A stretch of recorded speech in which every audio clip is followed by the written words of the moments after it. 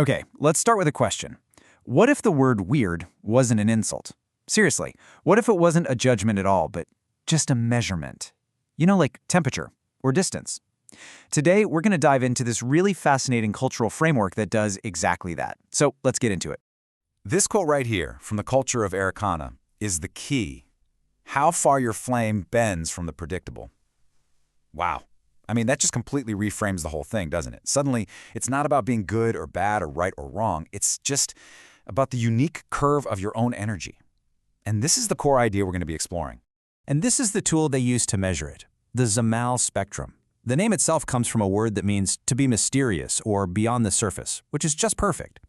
Now, this isn't about diagnosing someone as a rebel or calling them crazy. No, it's about measuring what they call resonance deviation, which is really just a cool way of saying how much your personal frequency, your vibe, differs from the standard social rhythm around you. So as you can see, the spectrum is broken down into 5 distinct types. Each one has its own name and key idea, and they move from the most conventional all the way to the most, well, otherworldly. We're going to take a journey through each one, starting with the stable plane thread and going all the way out to the visionary cosmic Unbound. Let's start at level 1. First up, we have the plane thread, or the Sarava type. The big idea to keep in mind here is structured familiar. These are the folks who really form the reliable, predictable foundation of a society. The key term to understand here is socially legible. And what that really means is that a plane thread person is, well, they're easy to read. Their actions, their words, how they look, it all follows a clear, expected pattern. They find real comfort in predictability, they speak directly, and they just project this very grounded, low eccentricity energy. And this just brilliantly illustrates their two sides. Their strength is huge. They're stable. They're reliable. They have a calming presence. They're the bedrock, you know? But here's the risk. That comfort with the familiar can make them fear deviation in other people. They can sometimes mistake genuine creativity for instability just because it's something they haven't seen before. Okay, moving up the spectrum, we find the gentle oddity, or quiet slight. Their whole essence is being softly unusual. This is that first gentle step away from pure convention. With these folks, their weirdness isn't loud at all. It's all in the details. You know, a subtle, dry sense of humor, a really specific, unique hobby, little quiet quirks in how they dress or decorate their space. Their energy isn't jarring. It's described as a charming asymmetry, which I love. It's this slight, pleasing imbalance that just adds a bit of texture to life. So their strength is that they're approachable creatives. They're the ones who make new things feel safe and interesting.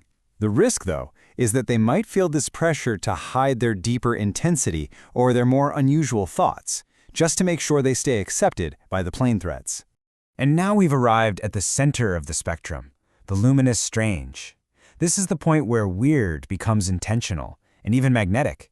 These are the people who aren't just a little different, they consciously embrace it.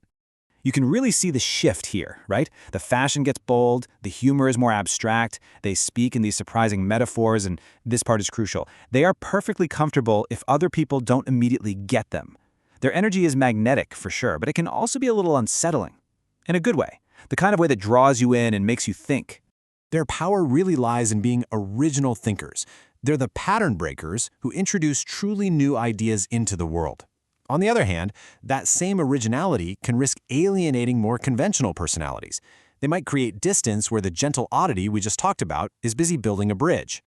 Okay, so we've covered the core of the spectrum. Now we're going to move into what's called the intense fringes. And this is where the relationship with social norms becomes way more complex and way more deliberate.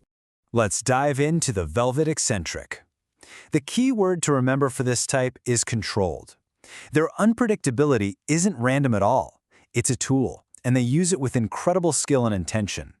This is where things get really fascinating. They actually cultivate a deliberate mystique around themselves. They'll shift their tone and their energy strategically just to see how people react. They actually enjoy bending social tension, not to be cruel, but more like an art form. They do it to disrupt rhythms and reveal what's really going on underneath. The energy is described as dark velvet, controlled chaos. So cool. They have this powerful combination of really high charisma and really high individuality, which makes them incredibly compelling people. But the flip side, of course, is that this mastery of social dynamics can be super intimidating. More rigid types might completely misread it as instability, when it's actually a sign of profound control. And finally, we've arrived at the very, very edge of the Zamaal spectrum, the cosmic unbound. Their defining trait is that they operate almost entirely beyond the social frame. These are the true visionaries. Their imagination is just radical. Their speech patterns can be non-linear, jumping between ideas in ways that most people just can't follow. They tend to see the world through a spiritual or a symbolic lens, and they have almost zero attachment to social conformity. Their energy is pretty simply described as otherworldly. This slide illustrates just how high the stakes get at this end of the spectrum. On one hand, they have this visionary ability to see possibilities no one else can even dream of. But the risk is critical. Without some kind of grounding practice or a tether to structure, their incredible minds can actually fragment. So, we've walked the entire spectrum, but just understanding the types is only half the story. To really get this concept, we need to understand the cultural philosophy that holds the whole thing together. Okay, this is absolutely crucial to understand. In Arreqqana, weirdness itself isn't a moral thing. It's not good, it's not bad. The only distinction that matters is whether it's healthy or unhealthy. And as you can see here, healthy Zamaal is self-aware, it's intentional. Unhealthy Zamaal, on the other hand, is reactive, it's attention-seeking, and it's totally detached from consequences. And it gets even more nuanced. This framework isn't just slapped on the same way everywhere. Just look at these regional variations.